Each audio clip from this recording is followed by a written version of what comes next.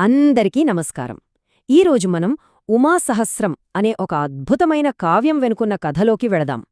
ఇది కేవలం ఒక పుస్తకం గురించిన కథ కాదు. ఇది మనిషి సంకల్పానికి, దైవం యొక్క అనుగ్రహానికి మధ్య జరిగిన ఒక అద్భుతమైన సంభాషణ. అసలు ప్రశ్న ఇక్కడే మొదలవుతుంది. 1000 శ్లోకాలు, అది కేవలం 20 రోజుల్లో? ఇది వినడానికే అసాధ్యంగా ఉంది కదూ. కాని ఈ అసాధ్యం ఎలా సాధ్యమైందో తెలుసుకోవడమే మన ఈనాటి ప్రయాణం. అవును, 1 కాదు 2 కాదు, ఏకంగా 1000 శ్లోకాలు.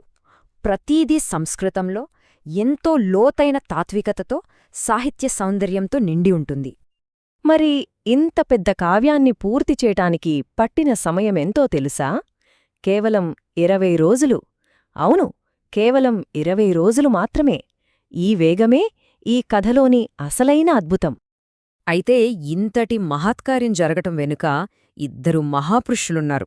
వాళ్ళ గురించి తెలుసుకోకుండా ఈ కథని మనం పూర్తిగా అర్థం చేసుకోలేం. ఒకరేమో కావ్యకంఠ వాసిష్ఠ గణపతి ముని, మాటకి వాక్కుకి ప్రతిరూపం, ఒక గొప్ప పండితుడు. ఇంకొకరేమో రమణ మహర్షి, పూర్తి మౌనం, జ్ఞానానికి సముద్రంలాంటివారు. చూడండి, ఒకరు ఎప్పుడూ సత్యాన్ని వెతుక్కుంటూ అన్వేషించేవారు, మరొకరు ఆ సత్యానికే మూలంగా నిలిచినవారు. గణపతి ముని, ఈ పేరు వినగానే మనకు గుర్తొచ్చేది ఆయన పాండిత్యం. కాని ఆయన కేవలం పండితుడే కాదు, తన జీవితాన్ని సత్యం కోసం, జ్ఞానం కోసం, దైవాన్ని అనుభూతి చెందడం కోసం అంకితం చేసిన ఒక గొప్ప తపస్వి. అసలు తపస్సు అంటే ఏంటి? అది కేవలం కళ్ళు మూసుకునే ధ్యానం చేయడం కాదు. అదొక తీవ్రమైన ఆధ్యాత్మిక క్రమశిక్షణ. తనని తాను శుద్ధి చేసుకుని అంతిమ సత్యాన్ని తెలుసుకోవడానికి చేసే ఒక అగ్నిపరీక్షలాంటిది. ఇది మునిగారి సంకల్పానికి, అంకిత భావానికి ఒక పెద్ద నిదర్శనం. ఇన్ని శాస్త్రాలు తెలిసినా గణపతి మునిగారిలో ఏదో ఒక వెలితి, ఒక తెలియని అన్వేషణ. ఆ తపనే ఆయన్ని అరుణాచలానికి నడిపించింది. అక్కడ మౌనంగా కూర్చున్న ఒక యువ ఋషి అప్పట్లో బ్రాహ్మరస్వామి అని పిలిచేవారి దగ్గరికి తీసుకువెళ్ళింది. ఎన్నో ఏళ్ల మౌనం తరువాత భగవాన్ పలికిన మొదటి మాటలు ఇవి. నేను అనే ప్రశ్న ఎక్కడ పుడుతోందో దాని మూలాన్ని వెతకడమే తపస్సు.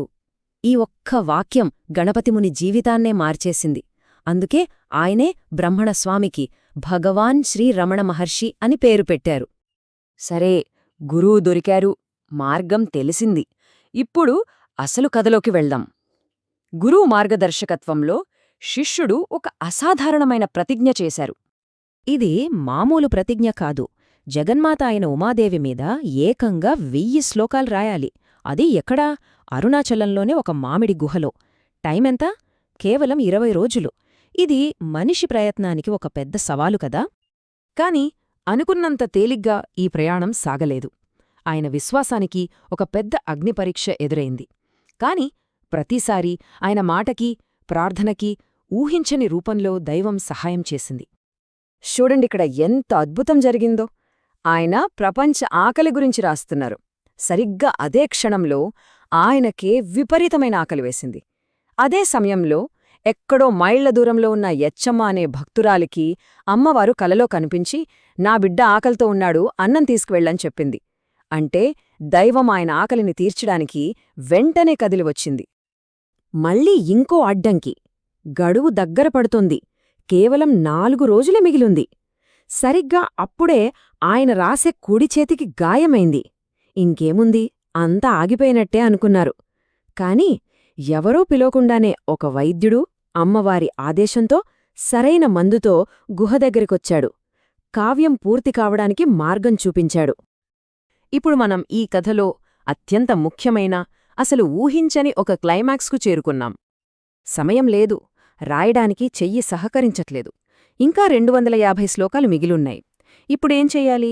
సరే, డిక్టేట్ చేద్దామని నిర్ణయించుకున్నారు. కాని అంత వేగంగా, అంత లోతైన శ్లోకాలని చెప్పడం సాధ్యమేనా? సరిగ్గా ఆ క్లిష్ట సమయంలో రమణ మహర్షి ఆ గుహలోకి వచ్చి గణపతి ముని వెనుక నిశ్శబ్దంగా కూర్చున్నారు. అంతే, ఒక అద్భుతం జరిగినట్టు అప్పటిదాకా ఉన్న ఆటంకాలన్నీ పోయి శ్లోకాలు ఒక ప్రవాహంలా ఆయన నోటి నుండి రావడం మొదలైంది.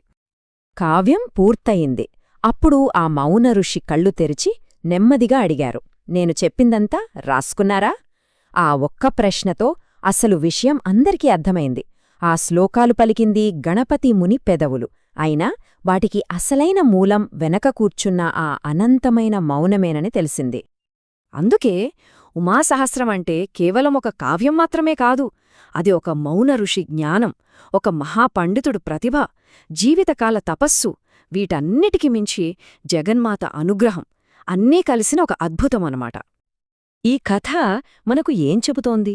ఒక మనిషి యొక్క ప్రగాఢమైన భక్తి, అంకితభావం, దైవం యొక్క అనంతమైన శక్తిని, మౌనాన్ని కలిస్తే అప్పుడు అసాధ్యమనేది ఉండదు, అద్భుతాలు జరుగుతాయి.